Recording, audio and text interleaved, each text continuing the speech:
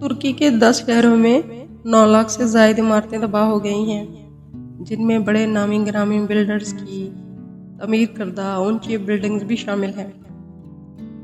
ان تمام بلڈرز کے نام ECL میں ڈال کر ان کی گرفتاری جاری ہے۔ یہ بزرگ آئیدن تورسون بھی ایک بلڈر ہیں۔ ان کے تعمیر کردہ 50 رہائشی منصوبوں میں کسی ایک کا گرنا تو دور کی بات، انہیں زلزلے سے نقصان تک نہیں پہنچا، جس پر ترکیہ کے سوشل میڈیا میں ان کا بڑا چرچا ہے اور لوگ انہیں خراج تحسین پیش کر رہے ہیں۔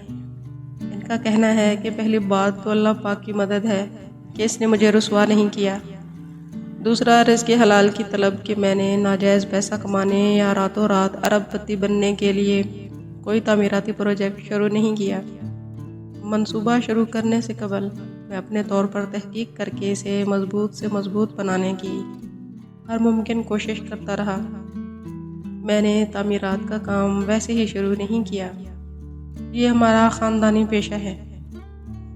آئیدن کسی یونیورسٹی سے تعمیرات کی جدید تعلیم سے تہی دست ہے، مگر باپ کی وصیت پر عمل پیرا کہ بیٹا 4 کی بجائے 1 پیسہ کما لو، لیکن کم پائیدار طریقے سے کرو،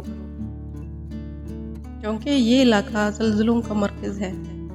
آئیدن نے اس بات کو مد نظر رکھ کر پروجیکٹ مکمل کیے تاکہ ان کا نفع حلال ہو۔ کہتے ہیں کہ مجھے ٹھیکیدار یا انجینئرز پر بھی بھروسہ نہیں ہے، ہر کام خود اپنی نگرانی میں کراتا ہوں۔ ان کے ایک پڑوسی کا کہنا ہے کہ وہ ایک مثالی انسان ہے، اپنے مزدوروں کا بھی بھرپور خیال رکھتے ہیں۔ اب مال حرام کے رسیا بلڈرز کی جمع پونجی بھی لٹ گئی اور اوپر سے قانون کی گرفت میں آ کر رسوا بھی ہو گئے۔ لیکن رزق حلال کی جستجو کی برکت سے ایک تو آئیدن کا سرمایہ محفوظ رہا، دوسرا وہ قوم کے ہیرو بن گئے ہیں۔ بے شک نیکی ضائع نہیں ہوتی اور جھوٹ، فریب اور دھوکے کا انجام بہت برا ہوتا ہے۔